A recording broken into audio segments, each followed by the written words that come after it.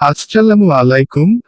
আজকে শুনবেন অসৎ বউয়ের পাপের সাজা, একা অসৎ বউ ও অসহায় শাশুড়ির জীবনের বাস্তব ঘটনা গল্প আকারে। কথায় আছে যেমন কর্ম তেমন ফল। তাই যেন সত্যি হলো জবেদা খাতুনের বেলায়। তাহলে আসুন পাপের সাজা গল্পটি শুরু করি। বৌমাকে ডাকতে ডাকতে গলা ব্যথা হয়ে যায় সখিনা বেগমের। তবু কোনো সাড়া নেই। এক পর্যায়ে দারুণ বিরক্তিবোধ করেন তিনি। অবশেষে নিরুপায় হয়ে ডাকতে থাকেন একমাত্র নাতি আব্দুর রহিমকে। আব্দুর রহিম ও আব্দুর রহিম। বাড়ির পিছনে একটি বিরাট ময়দান। সঙ্গীদের সাথে সেখানেই খেলা করছিল আব্দুর রহিম। দাদির ডাক শুনে আসছি দাদি বলে দৌড় দেয় সে। কাছে এসে বলে দাদি, আমাকে ডেকেছেন। বয়সের ভারে বৃদ্ধা সখিনা বেগম। তার চোখের জ্যোতি হারিয়ে গেছে সেই কবে। তিনি এখন কিছুই দেখতে পান না। তাই আব্দুর রহিমের উপস্থিতি টের পেয়ে মমতার সুরে বললেন, দেখ তো দাদু ভাই, তোমার আম্মু কোথায় গেল? ও যে আমার পান সুপারি কোথায় রেখেছে? অনেক খোঁজাখুঁজি করেও পাচ্ছি না। ঠিক আছে দাদি, আমি দেখছি, বলে ঝড়ের বেগে বেরিয়ে গেল আব্দুর রহিম। তারপর অল্প সময়ের মধ্যেই ফিরে এল মাকে সঙ্গে নিয়ে। আব্দুর রহিমের মায়ের নাম জবেদা খাতুন। ঘরে এসেই তেলে বেগুনে জ্বলে উঠলেন তিনি। বললেন, কি অসহ্য! কোথাও গিয়ে একটু দম ফেলারও সুযোগ নেই। মুহূর্তের মধ্যেই চেঁচামেচি শুরু হয়ে যায়। শুনি, হয়েছেটা কি? কোথায় কোন বিপত্তি ঘটল যে যেতে না যেতেই খবর পাঠিয়ে আনতে হলো? সখিনা বেগম কোনো কথা বললেন না, প্রতিবাদ জানালেন না। কারণ তিনি জানেন এটা বৌমার নিত্যদিনের অভ্যাস। তাই তিনি শান্তভাবেই বললেন, পান সুপারিগুলো খুঁজে পাচ্ছি না। মুখটা খুব তিতা লাগছে। পান চিবালে হয়তো একটু ভালো লাগতো। একটু পান বানিয়ে দিলে খুব ভালো হতো। বুঝলাম, মুখটা তেতো হয়ে গেছে। তাই বলে একটু দেরি করলে মুখটা ক্ষয় হয়ে যেত নাকি? আমি তো আপনার চাকরানি নই যে নির্দেশ দেওয়ার সঙ্গে সঙ্গেই সবকিছু এনে হাজির করব। এভাবেই বক বক করে আরো কিছু ধারালো কথা বলে সেখানে থেকে প্রস্থান করলেন জবেদা খাতুন।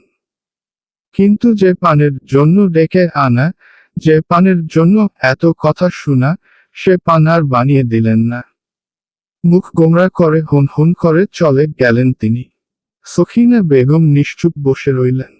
সেই আগের মতোই ভেবেছিলেন, বকাঝকা যাই করুক, পানটা ঠিকই দিয়ে যাবে। কিন্তু কোথায় পান? 1 ঘন্টা হয়ে গেল, পানের কোনো খোঁজ নেই। তাই আবারও ডাকলেন বৌমাকে। বললেন, বৌমা, পান তো দিয়ে গেলে না। আমার দাঁতে যে ব্যথা উঠেছে। জুবেদা খাতুন নিজেকে নিয়েই ব্যস্ত। ড্রেসিং টেবিলের সামনে দাঁড়িয়ে সুন্দর করে পরিপাটি হচ্ছিলেন তিনি। এমত অবস্থায় শাশুড়ির ডাক শুনে আবার একরাশ বিরক্তি এসে ভিড় জমায় তার মনে। তাই তিনি ক্ষিপ্ত হয়ে বললেন, এমন করে ষাঁড়ের মতো চেঁচাচ্ছেন কেন? দেখছেন না আমি কাজে ব্যস্ত? নিজের কাজ বাদ দিয়ে আপনার পিছনে দৌড়াব নাকি? এত প্রয়োজন হলে ছেলেকে আরেকটি বিয়ে করিয়ে চাকরানি নিয়ে আসুন, সেই সব করবে। আমি এত কিছু পারবো না। এই বলে সে আবারও সাজসজ্জার কাজে ব্যস্ত হয়ে পড়ল। সখিনা বেগমের ধৈর্যের বাঁধ ভেঙে যাওয়ার উপক্রম। তারপরও তিনি বড় কষ্ট করে নিজেকে সংবরণ করলেন। বৌমাকে আর কিছু না বলে মনের দুঃখ মনেই রেখে বসে রইলেন। সেদিন রাতেই আব্দুর রহিমের পিতা আবুল কাশেম বাড়িতে এলেন। তিনি ঘরে ঢুকতেই জবেদা খাতুন একদম চুপসে গেলেন। যেন তার মতো সাধু নারী পৃথিবীতে আর একটিও নেই। স্বামীকে নাস্তা পানি দিয়ে দ্রুত চলে গেলেন শাশুড়ির জন্য পান বানাতে। আবুল কাশেম জিজ্ঞেস করলেন, মায়ের কি অবস্থা? ঠিকমতো তার সেবা যত্ন করছ তো? জুবেদা খাতুন কপট রাগ দেখিয়ে বললেন, কি বলছেন আপনি? আমি তার সেবা যত্ন না করলে কে আছে যে তার সেবা যত্ন করবে?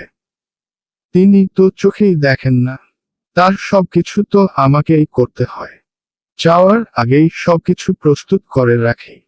এই তো তার পান ফুরিয়ে গেছে দেখে নতুন পান বানিয়ে দিচ্ছি। খাওয়া পড়া, বিছানা করে দেওয়া, বাথরুমের আনা নেওয়া করা, সব তো আমিই করি। আর আপনি জিজ্ঞেস করছেন আমি তার যত্ন নিচ্ছি কিনা। আহা, তুমি রাগ করছো কেন? মায়ের খোঁজ খবর নেওয়ার জন্য আমি কি এতটুকু জিজ্ঞেস করতে পারি না? এতে রাগ করার কি আছে? রাগ করব না তো কি করব? আমি ছাড়া তার যত্ন নেওয়ার আর কে আছে? কে তার জন্য এত সব করবে? ঠিক আছে, আর জিজ্ঞেস করব না। এখন পান দিয়ে এসো। জুবেদা খাতুন মনে মনে এটাই চেয়েছেন। তাই স্বামীর মুখে থেকে তা শুনতে পেয়ে খুব খুশি হলেন এবং দ্রুতবেগে শাশুড়ির কাছে পান নিয়ে হাজির হলেন। সখিনা বেগম এতক্ষণ ধরে ওদের কথোপকথন শুনছিলেন। তাই জুবেদা খাতুন পান দিতে হেলে তিনি আস্তে করে বললেন, এই হলো তোমার সেবা যত্নের অবস্থা। বারবার চাওয়ার পরও একটু পান দিলে না। আর এখন ছেলেকে দেখানোর জন্য হন্তদন্ত হয়ে পান নিয়ে এলে। তোমাদের সংসার ভেঙে যাক, তা আমি কখনোই চাই না। তাই তোমার সব কথা বার্তা শুনেও চুপ হয়ে রইলাম। তবে মনে রেখো, আল্লাহ যখন তোমাকে একটি ছেলে দিয়েছেন, বেঁচে থাকলে তোমাকেও একদিন শাশুড়ি হতে হবে। সেদিন নিশ্চয় এর প্রতিফল পাবে। যেভাবে আমার ছেলেকে বোবা বানিয়ে নিয়েছো, একদিন তোমার ছেলেও এর চেয়ে বেশি বোবা হয়ে যাবে। শাশুড়ির কথা শুনে এক মুহূর্ত দেরি করলেন না জুবেদা খাতুন। হন হন করে স্বামীর কাছে গিয়ে কেঁদে কেঁদে বললেন, ওগো, শুনছো, তোমার নাস্তা দিতে গিয়ে একটু দেরি হওয়ায় তিনি আমাকে অভিশাপ দিচ্ছেন। হায় রে কপাল আমার, এত সেবা যত্ন করেও কোনো নাম নেই। আমি আর এই বাড়িতে থাকবো না। আমাকে তুমি আমার বাবার বাড়িতে দিয়ে এসো বলে আরো জোরে হাউমাউ করে কাঁদতে লাগলেন জুবেদা খাতুন।